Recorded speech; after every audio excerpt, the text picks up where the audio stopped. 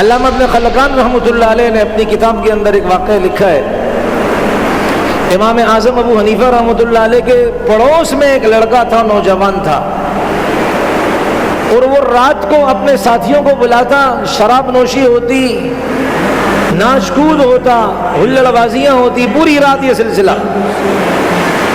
پھر اللہ کی شان ایک رات اس گھر کے پاس سے اس وقت کا گورنر اس کا گزر ہوا. اس نے دیکھا کہ گھر سے اس طرح آوازیں آ رہی ہیں، ناچ کود کی آوازیں، شراب پی جا رہی ہے. اس نوجوان کو اس گورنر نے گرفتار کیا اور اپنے ساتھ لے گیا. امام اعظم ابو حنیفہ رحمۃ اللہ علیہ کو صبح پتہ چلا کہ ان کے پڑوس میں ایک جو لڑکا تھا اس کو گرفتار کر لیا گیا. امام صاحب رحمۃ اللہ علیہ پہنچ گئے اور فرمایا کہ بھائی وہ جو لڑکے کو آپ نے گرفتار کیا ہے میں اس کے لیے آیا ہوں، اس کا جرم کیا ہے، میں اس کی سفارش کرتا ہوں چھوڑ دیں.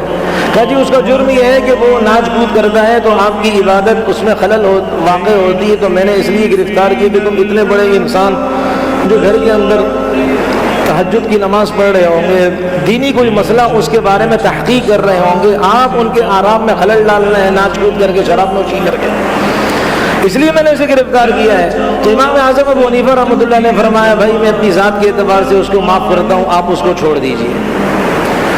جب اس لڑکے کو پتہ چلا کہ امام اعظم ابو حنیفہ رحمۃ اللہ علیہ جن کو میں تکلیف دیتا تھا ذات کے اعتبار سے، میں ذات کا لفظ جان کے اختیار کر رہا ہوں، آج کل ہم مکسنگ کرتے ہیں، ہمارا معاملہ الٹا ہے، ذات کے اعتبار سے انتقام لیتے ہیں، مذہب کے اعتبار سے خاموش رہتے ہیں. جہاں مذہبی مسئلہ آتا ہے اس میں خاموش رہتے ہیں، کہتے ہیں نہیں جی اللہ کے نبی انتقام نہیں لیتے تھے. جھوٹ بولتے ہیں ہم، بالکل جھوٹ بولتے ہیں ہم. آپ علیہ السلام اپنی ذات کا انتقام نہیں لیتے تھے، شریعت کا مسئلہ آتا تھا، اللہ کے نبی سے بڑھ کر غیرت مند کوئی نہیں ہوتا تھا. تو رسول اللہ تو امام اعظم ابو حنیفہ رحمۃ اللہ نے فرمایا میری ذات کا مسئلہ ہے نا، میں نے معاف کیا اس کو. اس نوجوان کو بھنک پڑی، اس کو پتہ چلا کہ اتنے بڑے انسان جس کی وجہ سے میری وجہ سے جس کو تکلیف پہنچ رہی ہوگی اس نے مجھے معاف کر دیا. وہ امام صاحب کے قدموں میں آگے گر گیا، کہا حضرت مجھے معاف کر دیں، اتنا عرصے میں اپنے ساتھیوں کو جمع کرتا تھا، جان بوجھ کر میں اپنے گھر میں جمع کرتا، شراب نوشی کرتا، ہلڑ بازیاں کرتا، اور ہم یہاں ناچ کود کرتے تھے، جان بوجھ کر کرتے تھے، اس لیے تاکہ آپ کی عبادت میں خلل واقع ہو، آپ کے آرام میں خلل واقع ہو.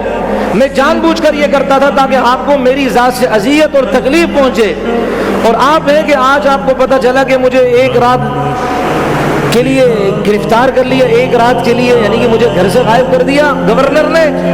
آپ آئے اور میری سفارش کرنے کے لیے آیا، کہا آئندہ میں یہ حرکت نہیں کروں گا. کہا وہ آدمی موت تک نمازوں کا پابند بن گیا، اللہ کی شریعت کا پابند بن گیا، اور امام صاحب رحمۃ اللہ علیہ کے مقلدین کے اندر شمار ہو گیا. تو یہ ہے احسن الی جارک تکن مؤمنا، کہ تم اپنے پڑوس والوں کے ساتھ اچھا رویہ اختیار کرو، تم ایمان والے بنو گے.